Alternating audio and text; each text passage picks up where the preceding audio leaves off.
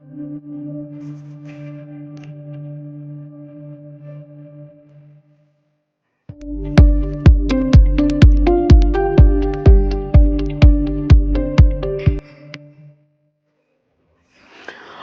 ಮತದವರು ಕುರ್ಚಿ ಬಿಡುವುದು ಸುಲಭದ ಮಾತಲ್ಲ.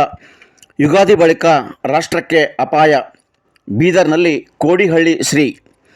ಹಾಲು ಮತದವರು ಕುರ್ಚಿ ಬಿಡುವುದು ಸುಲಭದ ಮಾತಲ್ಲ. ಅವರನ್ನು ಎಬ್ಬಿಸೋದಕ್ಕೆ ಆಗೋದಿಲ್ಲ. ಆದರೆ ಸ್ವಇಚ್ಛೆಯಿಂದ ಬಿಟ್ಟರೆ ಮಾತ್ರ ಕುರ್ಚಿ ಖಾಲಿ ಆಗುತ್ತೆ. ಆದರೆ ಅದು ಬಜೆಟ್ ನಂತರ ಎಂದು ಕೋಡಿಹಳ್ಳಿ ಶ್ರೀಗಳು ನುಡಿದರು.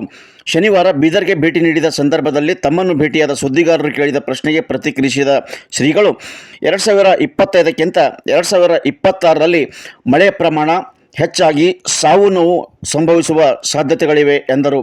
ಇನ್ನು ರಾಷ್ಟ್ರದ ವಿಷಯಕ್ಕೆ ಬಂದರೆ ರಾಷ್ಟ್ರಕ್ಕೂ ದೊಡ್ಡ ಗಂಡಾಂತರವಿದೆ. ಜೊತೆಗೆ ಇಬ್ಬರು ಮಹಾನ್ ನಾಯಕರಿಗೆ ಅಪಾಯ ಎದುರಾಗುವ ಸಾಧ್ಯತೆಗಳಿವೆ ಎಂದು ಶ್ರೀಗಳು ಸುಳಿವು ನೀಡಿದರು.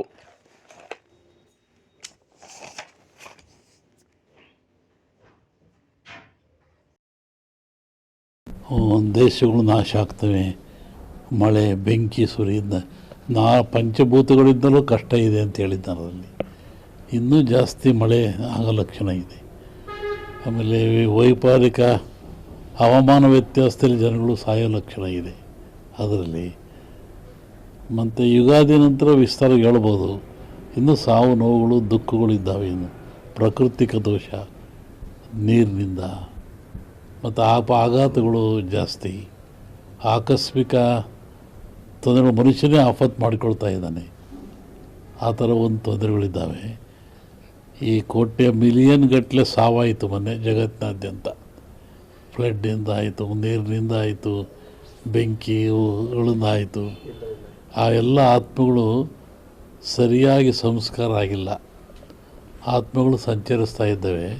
ಹೀಗಾಗಿ ಜಗತ್ತಿನಾದ್ಯಂತ ಸಂಚರಿಸೋದ್ರಿಂದ ಅಂಥ ಆತ್ಮಗಳಿಂದಲೂ ಮನುಕುಲಕ್ಕೆ ಅಪಾಯ ಇದೆ.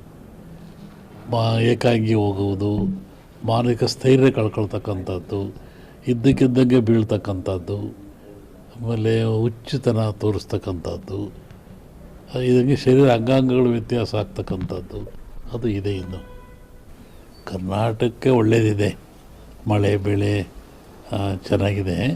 ಆದರೆ ಟೋಟ್ಲಿ ಮುಂದೆ ಭಾಳ ಅಪಾಯ ಇದೆ. 25ಕ್ಕಿಂತ 10 ಪಟ್ಟು ಜಾಸ್ತಿ ಅಪಾಯ ಇದೆ 26ರಲ್ಲಿ.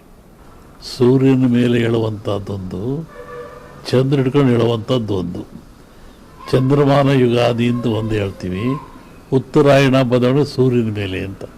ಸೂರ್ಯ ಗ್ರಹ ಬದಲಾವಣೆ ಆಗ್ತಕ್ಕಂಥ ಹೆಚ್ಚಿನ ಪರಿಣಾಮ ದೊಡ್ಡ ದೊಡ್ಡ ವ್ಯಾಪಾರಸ್ಥರ ಮೇಲೆ ಬೀಳುತ್ತೆ. ಇದು ದೊಡ್ಡ ದೊಡ್ಡ ವ್ಯಕ್ತಿಗಳು ಅಡಗಿನ ವ್ಯಾಪಾರಗಳು ಅಂತ ಕರೀತಾ ಇದ್ರು ಹಿಂದೆ, ಆ ಥರ. ಆಮೇಲೆ ಕೆಲವು ರಾಜಕೀಯ ವ್ಯಕ್ತಿಗಳಿಗೆ, ಬಹಳಷ್ಟು ಪಾಳ್ಯಗಾರರು ಶ್ರೀಮಂತರು ಬೀಳುತ್ತೆ. ಅದರಿಂದ ಈ ಸಂಕ್ರಾಂತಿ ಅಂಥ ಅಶುಭ ಏನು ಕಾಣ್ತಾ ಇಲ್ಲ. ಜಾಗತಿಕ ದೇಶದ ಮಟ್ಟದಲ್ಲಿ ಅಪಾಯ ಆಗೋ ಲಕ್ಷಣ ಇದೆ. ರಾಜ್ಯದ ರಾಜಕೀಯದಲ್ಲಿ ಸದ್ಯಕ್ಕೆ ಬದಲಾವಣೆ ಕಷ್ಟ, ಬದಲಾವಣೆ ಆಗಲ್ಲ. ಏನಿದ್ರೂ ರಾಜರ ಭಂಡಾರ ಅಂದರೆ ಬಡ್ಜೆಟ್ ಅಂತೇನೋ ನೀವು ಕರಿತೀರಲ್ಲ, ಆ ಬಡ್ಜೆಟ್ ಆಗಬೇಕು. ಯುಗಾದಿವರೆಗೂ ಬದಲಾವಣೆ ಆಗೋದು ಕಷ್ಟ. ಹಾಲು ಮತದವರ ಕೈಗೆ ಸಮಾಜ ಅಧಿಕಾರ ಬಂದರೆ ಬಿಡಿಸ್ಕೊಳ್ಳೋದು ಕಷ್ಟ. ಯಾಕೆಂದರೆ ಅಕ್ಕಬುಕ್ಕರು ಹಾಲು ಮತ ಸಮಾಜದ ಪ್ರಮುಖಲ್ಲೊಬ್ಬರು. ವಿಜಯನ ಸಾಮ್ರಾಜ್ಯವನ್ನು ಕಟ್ಟಿದರು ಅವರು, ಅಕ್ಕಬುಕ್ಕರು. ಆನಂತರ ಛತ್ರಪತಿ ಶಿವಾಜಿ, ಆತ ಹಾಲು ಮತ ಸಮಾಜದವನು. ಆಮೇಲೆ ಕಾಶಿ ವಿಶ್ವನಾಥ ದೇವರಲ್ಲಿರ್ತಕ್ಕಂಥ ರಾಣಿ ಹಾಲು ಮತ ಸಮಾಜದವಳು, ಅಹಲ್ಯಬಾವಿ. ಹಾಗಾಗಿ ಆ ಒಂದು ಸಮಾಜ ಪ್ರಾಚೀನವಾದ ಸಮಾಜ, ಅದು ಒಂಥರ ದೈವಗೊಳ್ಳತಕ್ಕಂಥ ಸಮಾಜ. ಆ ಸಮಾಜದಲ್ಲಿ ಮೊಟ್ಟ ಮೊದಲನೆಯ ಮುಖ್ಯಮಂತ್ರಿ ಸಿದ್ದರಾಮಯ್ಯ ಸಮಾಜ ಪರವಾಗಿ. ಹಾಗಾಗಿ ಆ ಸಮಾಜ ಅಧಿಕಾರ ಸಿಕ್ಕಿದ್ರೆ ಇಳಿಸೋದು ಕಷ್ಟ.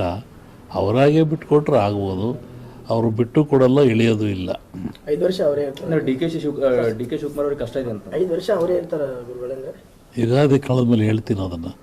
ಡಿ ಕೆ ಶಿವಕುಮಾರ್ ಪಾಲಿಗೆ ಏನಿದೆ ಇನ್ನೊಬ್ಬರು ನಮಗೆ ಭಾಳ ಬೇಕಾದವರೇ ಪರಿಚಯವರೇ. ಅದು ಈ ಪ್ರಸಂಗ ಹೇಳುವಂಥ ಪ್ರಸಂಗ ಇಲ್ಲ ಅದ್ರ ಬಗ್ಗೆ. ಪ್ರಧಾನಿ ನರೇಂದ್ರ ಮೋದಿ ಅವರು ಏನು ಮುಂದುವರಿತಾರ ಈಗ ಅವರು 75 ವರ್ಷ ಆಗ್ತಾ ಇದೆ, ಮೊನ್ನೆ ಸೆಪ್ಟೆಂಬರ್ಗೆ ಆಗುತ್ತೆ. ನಿಜವಾದ ಮೇಲೆ ಹೇಳ್ತೀನಿ ಅದನ್ನು. ಆದರೆ ಅಪಾಯ ಇದೆ, ದೇಶಕ್ಕೆ ಅಪಾಯ ಇದೆ, ರಾಷ್ಟ್ರಕ್ಕೆ ಅಪಾಯ ಇದೆ. ಯಾವ ರೀತಿ ಅಂದರೆ ಏನು ಯುದ್ಧ ಸಂಭವ? ಎಲ್ಲ ರೀತಿ ಸಾವು ನೋವು ಆಗ್ತಕ್ಕ ಲಕ್ಷಣ ಇದೆ. ಒಂದಿಬ್ಬರು ಮಹಾ ವ್ಯಕ್ತಿಗಳು ಸಾಯೋ ಲಕ್ಷಣ ಇದೆ ಅದರಲ್ಲಿ.